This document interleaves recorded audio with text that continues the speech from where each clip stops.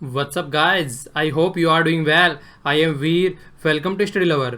Last chapter हमने देखा था किस तरीके से हमारी कंट्री में फेडरल सिस्टम वर्क करता है। फेडरल सिस्टम आखिर में है क्या, तो फेडरल और यूनिटरी दोनों फीचर देखे थे लास्ट वाले चैप्टर में। अब आपको यहाँ पर किस तरीके से फेडरल सिस्टम में पावर डिवाइड होती है, किस तरीके से सेंटर की पावर होती है और सेंटर और स्टेट किस तरीके से कनेक्ट रहते हैं। तो यहाँ पर आपको एडमिनिस्ट्रेटिव पावर, फाइनेंशियल पावर, तो ये सब पावर आप लोगों को यहाँ पर देखने को मिलेगी, किस तरीके से चीज़ें डिवाइड होती है बिटवीन सेंटर एंड स्टेट। तो चैप्टर जो है ये 14th चैप्टर है। चैप्टर थोड़ा लेंदी है तो इसलिए पार्ट में डिवाइड करना पड़ेगा। अभी ये इसका फर्स्ट पार्ट है, फिर आगे इसका नेक्स्ट पार्ट आएगा। ओके, तो आइए देखते हैं इस चैप्टर में हम लोग क्या क्या डिस्कस करने जा रहे हैं।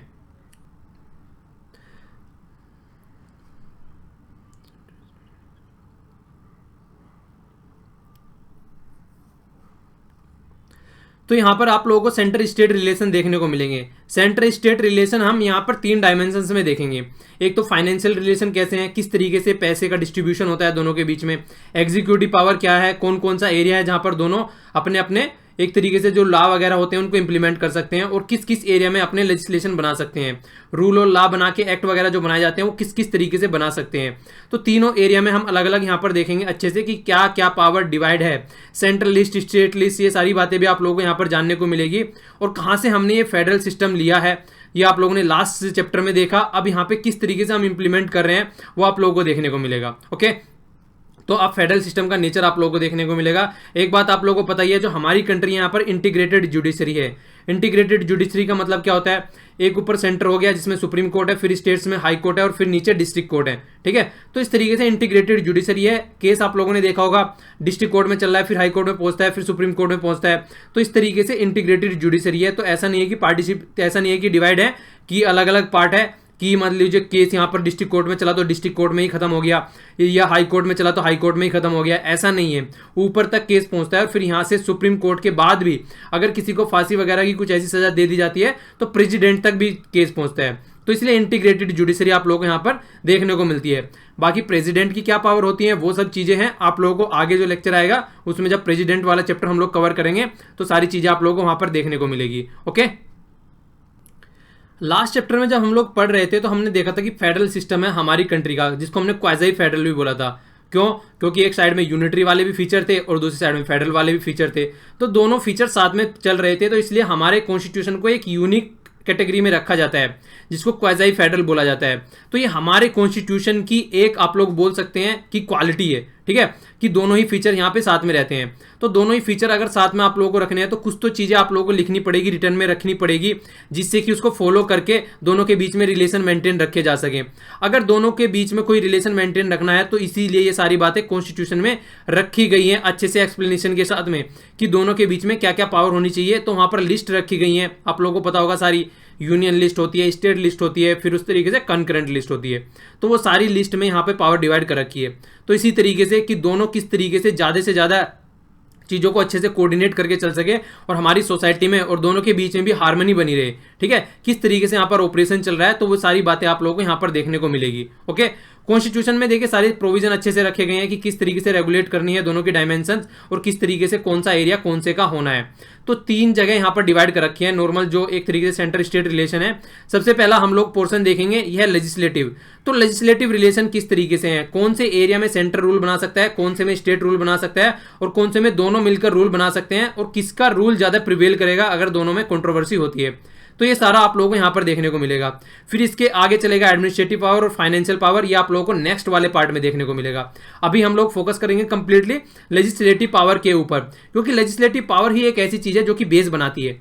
अगर मान लीजिए कोई लॉ बना दिया गया है आज की डेट में, तो फिर उसको इंप्लीमेंट करना है वो एग्जीक्यूटिव का काम हो जाता है। किस तरीके से एडमिनिस्ट्रेटिव रिलेशन होना है वो आगे का काम होता है। तो जो नींव है वो लेजिस्लेटिव रिलेशन से निकल कर आते हैं, लॉ के द्वारा ही किसी चीज को इंप्लीमेंट किया जाता है। जिस तरीके से आप लोग देखते हैं न्यूज में कई बार आता रहता है, आज की डेट में डेटा प्रोटेक्शन के लेकर कमेटी सेट कर रखी है। तो कमेटी सेट क्यों की है डेटा प्रोटेक्शन को लेके? क्योंकि वो कमेटी अपनी रिकमेंडेशन देगी और उसकी रिकमेंडेशन आने के बाद में हम लोग लॉ बना पाएंगे, लॉ बनाने के बाद में उसको इंप्लीमेंट कर पाएंगे। तो इसलिए वहां से वो सारी बातें निकल के आती है। ठीक है, तो इसीलिए पहले हम लोग अपनी लेजिस्लेटिव रिलेशन देखेंगे कि किस किस तरीके से रिलेशन है इन सबके बीच में। जब लेजिस्लेटिव रिलेशंस की हम लोग बात करते हैं यहाँ पर, तो सबसे पहले इसका कॉन्स्टिट्यूशनल प्रोविजन देख लेते हैं कि कॉन्स्टिट्यूशन में इसको कहां पर रखा गया है। तो यहाँ पर रखा गया 245 245 आर्टिकल से लेकर 255 तक। 255 आर्टिकल तक, और पार्ट 11 में इसको रखा गया है कॉन्स्टिट्यूशन में, ठीक है। तो ये लेजिस्लेटिव रिलेशन जो होते हैं सेंटर और स्टेट के साथ में, वहां पर डील करता है। और यहाँ पर इनको 4 पार्ट में डिवाइड किया गया। चारों पार्टों को मैं अच्छे से एक्सप्लेन करके चलूंगा, जिससे कि आपके माइंड में कोई भी डाउट ना रहे। अगर उसके बाद में भी आपके माइंड में डाउट रहता है तो आप लोग नॉर्मली नीचे कमेंट बॉक्स में क्वेश्चन कर पूछ सकते हैं, फिर जब भी मैं कोई नेक्स्ट वीडियो लेके आऊंगा तो आप लोगों का डाउट क्लियर होगा। ओके, तो अभी यहाँ पर आप लोग फोकस दे सकते हैं। सबसे पहले बात की गई है सेंट्रल और स्टेट का एक अपना अपना एरिया होता है, ठीक है। तो टेरिटोरियल कौन सी है, कौन कौन से एरिया में कौन सा लेजिस्लेशन बना सकते हैं, कहां तक सेंटर का लेजिस्लेशन बना सकते हैं और कहां पर स्टेट करता है। तो ये बातें देखते हैं अपने फर्स्ट पॉइंट में। ये देखते हैं यहाँ पर, देखिए आप लोगों को नॉर्मली मैं स्टार्टिंग में ही कई सारे लेक्चर ले चुका हूं इसके ऊपर, जहां पर भी टेरिटरी की बात आती है वहां पर आप लोगों को 3 पॉइंट एकदम माइंड में आने चाहिए। बहुत अच्छे से एक्सप्लेन किया था मैंने। टेरिटरी का मतलब होता है कि उस स्टेट की, जितने भी स्टेट हैं उस कंट्री में, यूनियन टेरिटरी जितनी भी हैं, और यहाँ पर अगर कोई बाहर की कंट्री हम एक्वायर करते हैं, जिस तरीके से मैंने आप लोगों को एग्जांपल भी दिया था उस टाइम पर, मान लीजिए चाइना को हम कल को अपने कंट्रोल में ले लेते हैं, तो चाइना एक हमारा 30th स्टेट बन जाएगा, 30वां स्टेट बन जाएगा। तो इस तरीके से इन सबको मिलाकर रखना, ये सारा टेरिटरी होता है, ठीक है। तो टेरिटरी यहाँ पे आता है। टेरिटरी इवन आप लोगों ने देखा होगा वाटर के अंदर भी हमारा पोर्शन रहता है कि ये टेरिटरी जिसको टेरिटोरियल वाटर बोलते हैं हम लोग, तो वो भी हमारी टेरिटरी के अंदर ही आता है। और यूनियन के अंदर ये सब चीजें नहीं आती हैं, ठीक है। वो सारी जो डिफरेंस है वो सारी बातें मैं आप लोगों को कई बार पीछे लेक्चरों में भी एक्सप्लेन कर चुका हूं। तो यहाँ पर बात क्या बोली जा रही है, जो सेंट्रल गवर्नमेंट है वो टेरिटरी ऑफ इंडिया को कंट्रोल करके चलती है, और जो स्टेट गवर्नमेंट है उसका जो लेजिस्लेशन रहता है वो स्टेट के अंदर रहता है, ठीक है। तो इसलिए पार्लियामेंट के पास में ज्यादा पावर रहती है, ज्यादा एरिया रहता है एज कंपेयर टू स्टेट। तो पार्लियामेंट के पास में टेरिटरी रहती है, और जो स्टेट रहता है उसके पास में उसका जो कंप्लीट एरिया है स्टेट का वो उसके अंडर में रहता है, ठीक है। और इसके अलावा पार्लियामेंट के साथ में टेरिटोरियल पावर तो रहती है, एक्स्ट्रा टेरिटोरियल लेजिस्लेशन भी ये बना सकते हैं कि हमारी कंट्री के एक सिटीजन बाहर जाकर रह रहे हैं तो उनसे रिलेटेड अगर कोई इशू है तो उस पर भी जो कंट्रोल रहता है वो पार्लियामेंट का रहता है। भले ही वो उत्तर प्रदेश से हो, बिहार से हो, महाराष्ट्र से हो, या वेस्ट बंगाल से हो, या फिर तमिलनाडु से हो, तो कहीं से भी कोई इंसान हो, ये सारी पावर किसके हाथ में रहेगी, पार्लियामेंट के हाथ में रहेगी। क्यों? क्योंकि हमारे यहाँ पर सिंगल सिटीजनशिप का कॉन्सेप्ट है, और जो इस तरीके के रिलेशन होते हैं, आईआर से रिलेटेड कोई मैटर है, कम्युनिकेशन से रिलेटेड या फिर डिफेंस से रिलेटेड, इस तरीके के जितने भी मैटर होते हैं वो किसके अंडर में आते हैं, वो आते हैं सेंटर के अंडर में। तो इन चीजों पे आप लोगों को गौर देना है कि इस तरीके से अगर कोई भी मैटर को उठाना है, कोई सोल्व करना है मैटर, तो वो हमेशा यहां पर रहेगा, ठीक है। और इसके अलावा देखिए, ये तो हो गई बात जो यहाँ पर जितनी ये पावर रहती है। इसके अलावा कुछ एरिया ऐसे भी हैं जहां पर पार्लियामेंट की भी ज्यादा नहीं चलती है। वो एरिया कैसे हैं, जहां पर प्रेसिडेंट, आप लोग रूल बोल सकते हैं, प्रेसिडेंट का एरिया हो जाता है। कुछ एरिया ऐसे हैं जहां पर प्रेसिडेंट के द्वारा रेगुलेशन किया जाता है। कई सारे एरिया हैं, अपने कॉन्स्टिट्यूशन में भी आप लोगों ने देखा होगा, कई बार इसके बारे में न्यूज में भी सुना होगा। जिस तरीके से ट्राइबल वाले एरिया हो गए, आसपास वाला ट्राइबल वाला एरिया हो गया, कुछ ऐसे एरिया हैं जहां पर प्रेसिडेंट के बिहाफ में गवर्नर रूल करता है वहां पर, ठीक है। शेड्यूल्ड एरिया हो गए, जिस तरीके से वहां पर पार्लियामेंट की ज्यादा पावर नहीं रहती है। आगे चल के चैप्टर भी आएगा 5th शेड्यूल और 6th शेड्यूल, एक अलग से चैप्टर है, इसको अच्छे से एक्सप्लेन करूंगा, वहां पर आप लोगों को दोनों में क्लैरिटी आएगी। और इतना ज्यादा इंपॉर्टेंट है एग्जाम के पॉइंट ऑफ व्यू से, तो जितने स्टार लगाए जाए इसके ऊपर इतने ही कम है। एग्जाम में बहुत ज्यादा क्वेश्चन आते हैं दोनों ही, जो 5th शेड्यूल और 6th शेड्यूल से रिलेटेड जो भी एरिया है यहाँ पर, इसके अंडर बहुत सारे क्वेश्चन आते हैं। तो इसको मैं आगे पढ़ाऊंगा तो इसके बारे में अच्छे से आप लोगों को एक्सप्लेनेशन दूंगा। तो कुछ एरिया ऐसे हैं जहां पर पार्लियामेंट की भी दादागिरी नहीं चलती है, रहता तो टेरिटरी के अंदर ही है, पर लेकिन पार्लियामेंट उस पर ज्यादा कुछ नहीं कर सकती है। उस एरिया की ऑटोनॉमी एक तरीके से प्रेसिडेंट के हाथ में रहती है, या फिर वहां की जो लोकल एरिया की पंचायत वगैरह है उनके अंडर में पावर दे दी जाती है, जिससे कि वो अपने एरिया को खुद से कंट्रोल करके हैंडल करके चल सके। तो ये भी कुछ प्रोविजन हमारे कॉन्स्टिट्यूशन में रखे गए हैं। बहुत बार इनसे क्वेश्चन निकल के आते हैं इस तरीके के जो प्रोविजन है, क्योंकि जो कुछ एक्सेप्शनल पोर्शन होता है ना किसी भी बुक का, उसमें से हमेशा क्वेश्चन आते हैं। तो अगर कहीं पे एक्सेप्शनल पोर्शन अगर कोई आता है तो आप हमेशा उसको तैयार करके चला करें, साथ साथ में उसको कभी भी साइड में नहीं करना है। तो इस तरीके से वैसे तो पार्लियामेंट कंट्रोल करती है, पर कुछ एरिया ऐसे भी हैं जो एक्सेप्शनल है, जो कि पार्लियामेंट की ज्यादा नहीं चलती है जिन एरिया में, ठीक है। तो ये यहां पर हो गया फर्स्ट पॉइंट जो टेरिटरी से रिलेटेड हो गया। अब नेक्स्ट वाला पॉइंट देखते हैं कौन सा है। नेक्स्ट वाला पोर्शन है कि जिस तरीके से डिस्ट्रीब्यूशन लेजिस्लेटिव सब्जेक्ट है, मतलब मैंने आप लोगों को लिस्ट वगैरह बताई थी, वो आप लोगों को यहां पर देखने को मिलेगी। देखिए हमारे कॉन्स्टिट्यूशन में पावर जो है वो डिवाइड की गई है 7th शेड्यूल के अंदर। 7th शेड्यूल के अंदर हमारे यहाँ पर पावर डिवाइड करी गई है, किस किस तरीके से सेंटर की पावर होनी चाहिए, किस तरीके से स्टेट की पावर होनी चाहिए, और किस तरीके से दोनों मिलकर काम कर सकते हैं। तो यहाँ पर ये आप लोगों को लिस्ट देखने को मिल रही होगी ऊपर। ओके, एक मिनट, ये दूसरा आ गया, 1 सेकेंड, ये वाला हो गया। तो तीनों आप लोगों को यहाँ पर लिस्ट देखने को मिल रही है, ठीक है। तो जो लिस्ट है आप लोगों को यहाँ पर इनके सब्जेक्ट देखने को मिल रहे होंगे। तो पहली हो गई यूनियन लिस्ट, दूसरी हो गई स्टेट लिस्ट और तीसरी हो गई कंकरेंट लिस्ट। तो ये लिस्ट है, एक तरीके से लिस्ट बना दी गई है, इसमें आइटम रख दिए कई सारे। जिस तरीके से सेंट्रल लिस्ट हो गई उसमें आप लोगों को कई सारे आइटम देखने को मिलेंगे, डिफेंस से रिलेटेड मैटर देखने को मिलेगा, कम्युनिकेशन से रिलेटेड देखने को मिलेगा, या फिर कोई भी इंटरनेशनल रिलेटेड इशू रहेगा तो वो सारे मैटर आप लोगों को सेंट्रल लिस्ट में देखने को मिलेंगे। मतलब इनडायरेक्ट वे में आप लोग कह सकते हैं कि जो हमारी नेशनल की इंपॉर्टेंस के मैटर है सारे, जो हमारी कंट्री के होलिस्टिकली इंपॉर्टेंट है हमारी कंट्री के लिए, वो सारे मैटर आप लोगों को यहाँ पर देखने को मिलेंगे। पहले यहाँ पर कितने थे? पहले यहाँ पर थे 97 सब्जेक्ट ओरिजिनली, अब 3 सब्जेक्ट और बढ़ा दिए गए हैं, तो आज की डेट में 100 हो गए हैं यहाँ पर। ठीक है, तो ये भी कई बार पूछ ले जाते हैं एसएससी और बैंकिंग में, तो डायरेक्ट इससे क्वेश्चन आ जाते हैं निकल के। स्टेट लिस्ट को अगर देखा जाए तो स्टेट लिस्ट में 66 थे स्टार्टिंग में, और आज की डेट में 61 हो गए हैं। मतलब क्या हो गया? घटा दिए गए हैं। 5 जो सब्जेक्ट हैं वो आप लोगों को यहाँ पर देखने को मिल रहा होगा, 5 सब्जेक्ट उन्होंने यहाँ ट्रांसफर कर दिए। ट्रांसफर करने का रीजन क्या था? कुछ ऐसे एरिया है जहां पर इनको लगा कि कंट्रोवर्शियल इशू है, यहाँ पर स्टेट अगर कोई यहाँ पर ओनली अपना राज्य रखे तो काम नहीं चलेगा, सेंटर का भी कुछ इंटरफेयर उसमें होना चाहिए। तो इसीलिए 5 सब्जेक्ट इन्होंने यहाँ पर ट्रांसफर कर दिए, और आज की डेट में 52 है। और दोनों लिस्ट, इसमें जो फर्स्ट लिस्ट है इसमें भी 3 सब्जेक्ट बढ़े हैं। ठीक है, देखा जाए तो 97 से आज 100 हो गए हैं, और यहाँ पर 5 सब्जेक्ट बढ़े हैं और स्टेट लिस्ट में घटा दिए हैं। तो कहने का मतलब क्या हो गया? ओरिजिनली स्टेट की पावर जितनी थी उससे कम कर दी गई है अगर लिस्ट के हिसाब से देखा जाए तो। ओके, और इसके अलावा जो काफी इंपॉर्टेंट क्वेश्चन है, इससे क्वेश्चन कई बार आता है निकल के, ये क्या है? Residuary power. आप लोगों ने रेजिड्यू सुना हो गया, रेजिड्यू बोलते हैं अवशेष, मतलब जो बचा हुआ रह जाता है।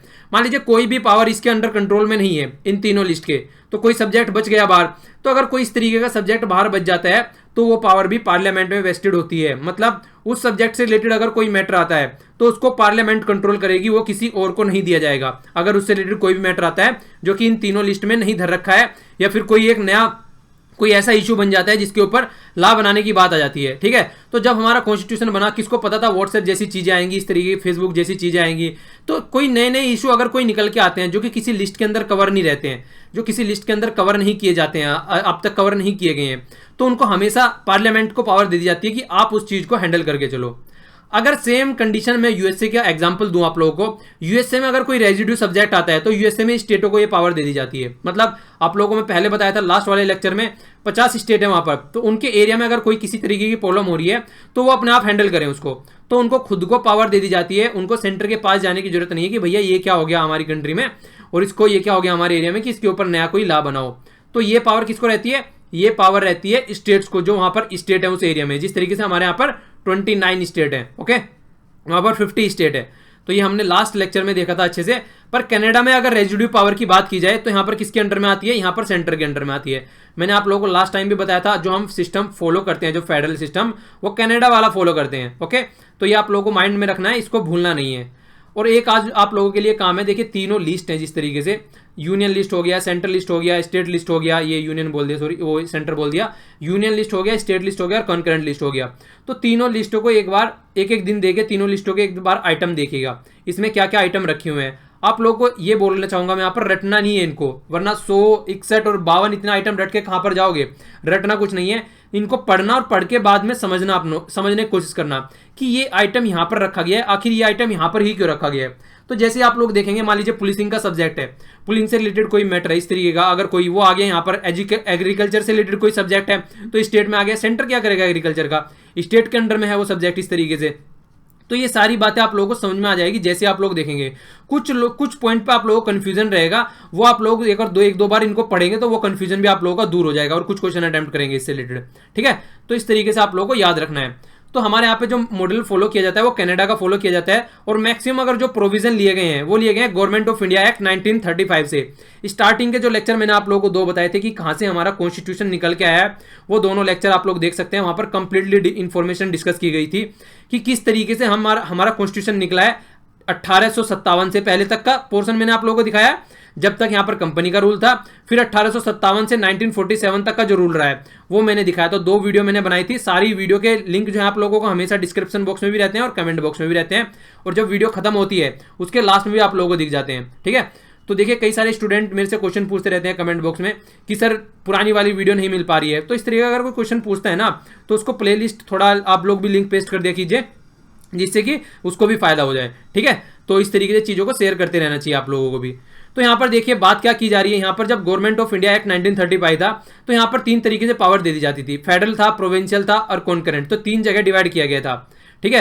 तो 3 जगह तो डिवाइड कर दिया, पर लेकिन जब रेजिड्यू वाली पोर्शन का काम आता था यहाँ पर, जो मैंने बचाया, जब मैंने आप लोगों को अभी बताया जो बचा हुआ पोर्शन है, तो जो बचा हुआ पोर्शन आता था वो ना तो फेडरल को दिया जाता था, ठीक है ना। यहाँ पे आप लोग देखिए थोड़ा सा डिफरेंस है यहाँ पर। तो जिस तरीके से आप लोगों ने ऊपर देखा, ऊपर क्या था, जो रेजिड्यू पावर थी वो स्टेट को दे दिया। कनाडा ने जो बची हुई पावर थी, अगर कोई नया सब्जेक्ट निकल के आ रहा है वो सेंटर को दे दिया। पर लेकिन जो 1930 वाला हमारा एक्ट था वहां पर ना तो फेडरल को दिया और ना प्रोविंस को दिया। यहाँ पर वो पावर रहती थी गवर्नर जनरल ऑफ इंडिया के अंडर में, वो जो पावर रहती थी, ठीक है। तो इसीलिए ये वाला मॉडल भी हम लोग फॉलो नहीं कर पा रहे हैं, मतलब 1930 वाला मॉडल भी हम लोग फॉलो नहीं कर पा रहे हैं। तो हम लोग क्या फॉलो कर रहे हैं इनडायरेक्ट वे में। अगर आप लोगों से क्वेश्चन आ गया कि हम लोग जो ये रेजिड्यू वाला कॉन्सेप्ट है हम लोग किसको देते हैं, ये कहाँ से फॉलो किया है, तो उसमें आप लोगों को ऑप्शन दे देगा कि यूएसए से किया है, 1935 एक्ट से किया है, कनाडा मॉडल से किया है, या फिर नन ऑफ द अबव। तो आप लोगों को पता होना चाहिए कि ये कनाडा से हमने लिया है। कनाडा में हम बिल्कुल ऐसे करते हैं जैसा हम लोग कर रहे हैं, तो कनाडा से हमने इसको लिया है। ओके, तो इस तरीके से आप लोगों को कंफ्यूज नहीं होना है। इसके अलावा आप लोग देख सकते हैं कि किस तरीके से कई सारी बातें जो मैंने आप लोगों को अभी बताई लास्ट वाले पॉइंट में, कि जो पावर होती है, कई बार आप लोगों ने देखा होगा नॉर्मली अगर यूनियन लिस्ट और स्टेट लिस्ट के बीच में कोई कॉन्फ्लिक्ट हो जाता है कि यूनियन लिस्ट की यूनियन ने कोई लॉ बनाया और स्टेट ने कोई लॉ बनाया, उसके बीच में कोई कॉन्फ्लिक्ट आ जा रहा है, तो हमेशा कौन आता है, कौन ऊपर रहता है, हमेशा जो लॉ रहेगा वो यूनियन लिस्ट वाला, मतलब जो पार्लियामेंट के द्वारा बना गया है लॉ, वो ऊपर रहेगा। स्टेट लिस्ट वाले को उससे सेकेंडरी प्रीफरेंस दिया जाएगा। पर लेकिन एक्सेप्शन है यहाँ पर, ये एक्सेप्शन आप लोगों को याद रखना है। ये एक्सेप्शन क्या है, अगर स्टेट लिस्ट के द्वारा कोई लॉ बनाया जाता है स्टेट लेजिस्लेटिव असेंबली के द्वारा, और वो लॉ कंसीडर करने के लिए प्रेसिडेंट के पास जाता है और प्रेसिडेंट उसको साइन कर देते हैं, ठीक है, और फिर जाके उसको इंप्लीमेंट करता है, उस टाइम पर ये स्टेट लिस्ट वाला ही लॉ रहेगा ज्यादा ताकतवर। क्यों? क्योंकि आप लोग जो काम कर रहे हैं वो तो आप लोगों ने पहले ही कर डाला है, मतलब आप लोगों ने रिजर्व कर लिया उसको। जिस तरीके से आप लोगों का लॉ प्रिवेल करता है तो आप लोग पहले उसको रिजर्व करके प्रेसिडेंट के पास में भेज चुके हैं, और प्रेसिडेंट के पास में भेजने का मतलब होता है काउंसिल ऑफ मिनिस्टर के पास में भेजना, ठीक है। तो वो उसको चेक करेंगे कि क्या सही है क्या गलत है, उसके बाद में उसको मोहर मार के आगे भेजेंगी। तो वो ऑलरेडी काम कर चुके हैं। अगर इस तरीके से कोई लॉ आ रहा है, ठीक है, तो यहां पर आप लोगों को याद रखना है वो लॉ ऑलरेडी इंप्लीमेंट किया जाएगा। वहां पर उसको ऐसा नहीं किया जाएगा कि सेंटर ज्यादा ताकतवर है स्टेट ज्यादा ताकतवर है। तो इस तरीके से दोनों में कोई भी डिफरेंस यहां पर नहीं किया जाएगा, ठीक है। तो जो स्टेट वाला है उसी को प्रिवेल किया जाएगा। ओके, अब दूसरा पोर्शन यहाँ पे नेक्स्ट वाला पोर्शन आ गया, पार्लियामेंट्री लेजिस्लेशन इन स्टेट फील्ड, कि अगर स्टेट से रिलेटेड कोई मैटर ऐसा होता है कि किस तरीके से उसको हैंडल करके चलना चाहिए, तो वहां पे भी कई सारे प्रोविजन निकल के आते हैं। क्या रहते हैं, मान लीजिए राज्यसभा ने एक रिजोल्यूशन पास कर दिया 2/3 मेजोरिटी से, और ये बोला कि राज्यसभा ने ये बोला उसमें रिजोल्यूशन में कि कोई पर्टिकुलर लिस्ट आ गई, एजुकेशन तो खैर कॉन्करेंट में है, एग्रीकल्चर से रिलेटेड ही कोई इशू आ गया कि एग्रीकल्चर से रिलेटेड ये इशू है और इस इशू पे लॉ बनाना है सेंट्रल गवर्नमेंट को, ठीक है, 2/3 मेजोरिटी से पास कर दिया, तो सेंट्रल गवर्नमेंट उस पर लॉ बना सकती है। हालांकि ये सब्जेक्ट स्टेट लिस्ट में है, पर फिर भी सेंट्रल गवर्नमेंट लॉ बना सकती है अगर राज्यसभा ने इसको पास कर दिया है। पर इसका मतलब ये नहीं है कि स्टेट खुद उस पर लॉ नहीं बना सकता है, स्टेट भी उसमें लॉ बना सकता है। पर फिर बात वही आती है निकल के, अगर दोनों में कॉन्फ्लिक्ट पाया जाएगा तो फिर क्या होगा, फिर सेंटर के लॉ को प्रिवेल कर दिया जाएगा। तो इसलिए स्टेट जो लॉ बनाता है उसको स्टेट लॉ बनाने से फिर मना कर देता है, क्योंकि अगर दोनों में कॉन्फ्लिक्ट होने लगा तो फिर सेंटर वाले को प्रेफरेंस दिया जाएगा। तो ये एक कुछ ऐसी कंडीशन है, ये स्पेशल कंडीशन है, ठीक है। कुछ ऐसी हरकत आप लोगों को इमरजेंसी के ड्यूरेशन में देखने को मिलती है, जब पार्लियामेंट को ज्यादा पावर दे दी जाती है स्टेट के फील्ड में भी, मतलब स्टेट लिस्ट में भी पार्लियामेंट के हाथ में पावर आ जाती है। तो वो वाले लेजिस्लेशन यहां पर दे रखे हैं। और ऊपर वाले में आप लोगों को एक बात और याद रखनी है, ये लॉ जो बनाया जाएगा ये मैक्सिमम 1 ईयर तक इंप्लीमेंट रह सकता है, इससे ज्यादा नहीं, ठीक है। 1 ईयर के बीच में कितनी भी बार बना सकते हैं, उसको फिर से रिपील करके फिर से ला सकते हैं, पर लेकिन 1 साल से ज्यादा नहीं रहेगा। ये आप लोगों को याद रखना है। अगर ऐसा रखेंगे तो आप लोग समझ सकते हैं जो फेडरल सिस्टम का कॉन्सेप्ट मैंने आप लोगों को लास्ट चैप्टर में पढ़ाया था, वो फेडरल सिस्टम का मतलब ही नहीं रहेगा। जब सेंटर अपना हटा के फिर से लॉ लेके आता रहेगा तो उसका कोई मतलब नहीं रह जाएगा यहाँ पर। तो इसलिए आप लोगों को ये माइंड में क्लैरिटी रखनी है इससे रिलेटेड। नेक्स्ट पोर्शन देखते हैं, इमरजेंसी के ड्यूरेशन में अगर कोई पार्लियामेंट क्या कहती है, जो लेजिस्लेशन मैटर है वो पार्लियामेंट के हाथ में आ जाते हैं, तो पार्लियामेंट उस पर लॉ बना सकती है। पर लेकिन यहाँ पर भी कंडीशन है, जिस दिन से इमरजेंसी खत्म हो जाएगी उसके विदिन 6 मंथ ये जो लॉ बनाया गया है वो भी खत्म हो जाएगा। तो ये बात भी आप लोगों को याद रखनी है। तो यहाँ पर मैक्सिमम 6 मंथ है और वहां पर ऊपर 1 ईयर है, तो कंफ्यूज नहीं होना है। तो नेशनल इमरजेंसी के ड्यूरेशन में अलग है, और जो राज्यसभा पास कर दिया 2/3 की मेजोरिटी से जो रेजोल्यूशन उसमें अलग है। तो दोनों में डिफरेंस है, दोनों में कंफ्यूज नहीं होना है आप लोगों को। नेक्स्ट वाला काफी इंटरेस्टिंग है। यहाँ पर अगर स्टेट रिक्वेस्ट करते हैं सेंटर से कि इस पर आप लोग लॉ बना दीजिए, तो उस टाइम पर सेंटर लॉ बना देता है, पर 2 या 2 से ज्यादा स्टेट होने चाहिए, ठीक है। तो 2 या 2 से ज़्यादा स्टेट जब रिक्वेस्ट करें पार्लियामेंट से कि आप इस मैटर पर लॉ बना दीजिए, तो फिर पार्लियामेंट उस पर लॉ बना देती है। पर ऐसा नहीं है कि रिक्वेस्ट 2 ने करी और इंप्लीमेंट वो सब स्टेटों पे किया जाएगा, वो उन रिक्वेस्टेड स्टेटों पर ही इंप्लीमेंट किया जाएगा। इसके अलावा अगर किसी दूसरे स्टेट को लगता है कि उसके लिए भी सुटेबल है ये, तो वो भी इंप्लीमेंट कर सकता है। ऐसी कोई पाबंद नहीं है कि वो सामने वाला दूसरा स्टेट इंप्लीमेंट नहीं कर सकता है, तो वो भी उसको इंप्लीमेंट कर सकता है। ठीक है, तो ये वाला प्रोविजन काफी इंटरेस्टिंग है, इसके बारे में भी आप लोगों को पता होना चाहिए। रिक्वेस्ट कर सकते हैं अपनी स्टेट लिस्ट पर सब्जेक्ट पर लॉ बनाने के लिए पार्लियामेंट को, तो किया भी गया है। ठीक है, वाइल्ड लाइफ प्रोटेक्शन एक्ट निकल गया था उसी से। वाटर कंजर्वेशन किस तरीके से करना है, तो ये भी उन्होंने रिक्वेस्ट किया कई सारे स्टेटों ने मिलकर कि आप लोग लॉ बनाइए इसके ऊपर और फिर हम लोग इंप्लीमेंट करेंगे इसको। तो उसी के बेस पर आज की डेट में आप लोग देख सकते हैं कई जगह पर इसको आराम से इंप्लीमेंट किया जा रहा है और आराम से, कोई इसके बीच में कोई कंफ्यूजन भी नहीं है और कोई रस्साकसी भी नहीं होती है सेंटर और स्टेट के बीच में इस लॉ से रिलेटेड। ठीक है, तो इस तरीके से स्टेट खुद ही रिक्वेस्ट कर सकते हैं कि स्टेट लिस्ट पर आप लोग बना दीजिए।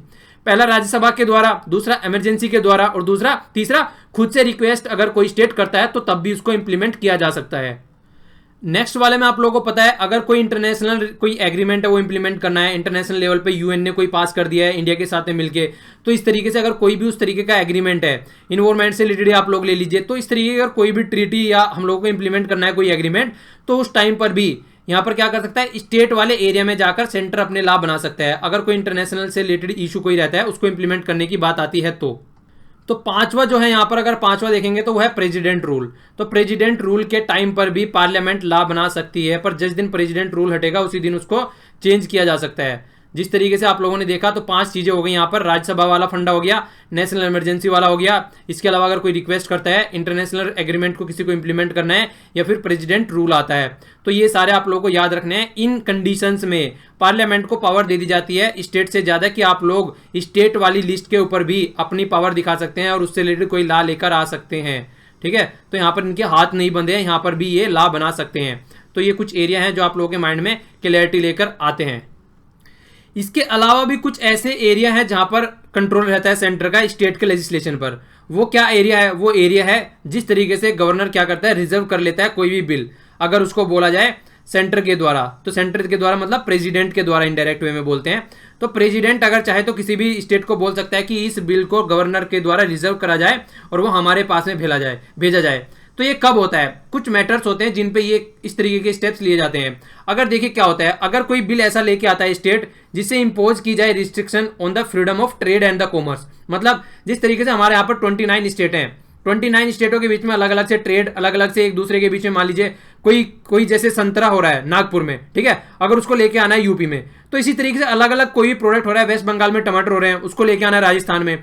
तो इस तरीके का अगर कोई रिस्ट्रिक्शन इंपोज करता है कि ट्रेड, जो फ्रीडम ऑफ ट्रेड है उस पर कोई रिस्ट्रिक्शन लगाता है, तो इस तरीके के बिल को क्या करता है, सेंटर रख लेता है, आगे नहीं जाने देता उसको। ठीक है, और उसको रखेगा, उसको कभी मतलब रिटर्न नहीं करेगा। तो इस तरीके की कंडीशन भी की जा सकती है, जिस तरीके से फ्रीडम ऑफ ट्रेड वगैरह या इस तरीके की जो हार्मनी है सोसाइटी में वो बनी रहे।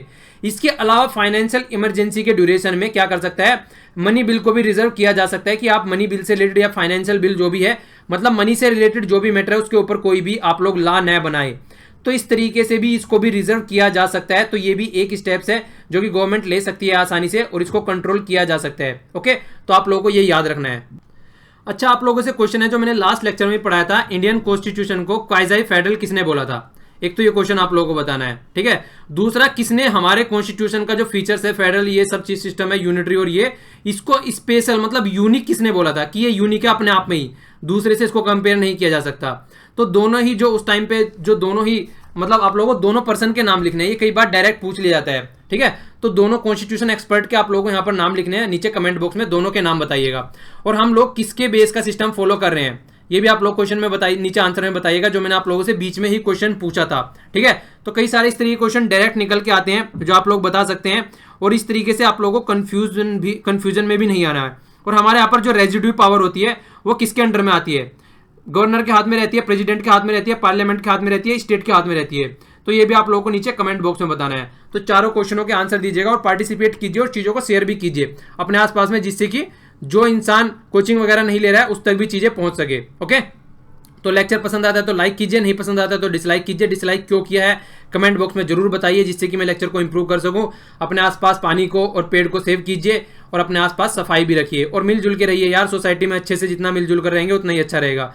माता पिता पे ज़्यादा फोकस कीजिए एज कम्पेयर टू जो बाबा होते हैं इन पे फोकस करने के, अपनी सोसाइटी में एक हार्मनी बनी रहेगी। ठीक है, तो अपने माँ बाप पर ज़्यादा फोकस करेंगे तो उससे ज़्यादा फायदा है और उससे आपके मन को सुकून भी मिलेगा। अगर आप लोग ये बाबा के पीछे पड़े रहते हैं इनके कंपेयर में, वो आप लोग देख ही सकते हैं किस तरीके के बाबा बन जाते हैं बाद में आगे। तो उन सब चीज़ों को साइड में रखिए और पेरेंट्स पर फोकस कीजिए, उनकी इज्जत कीजिए। Okay, thanks a lot for listening. जय हिंद।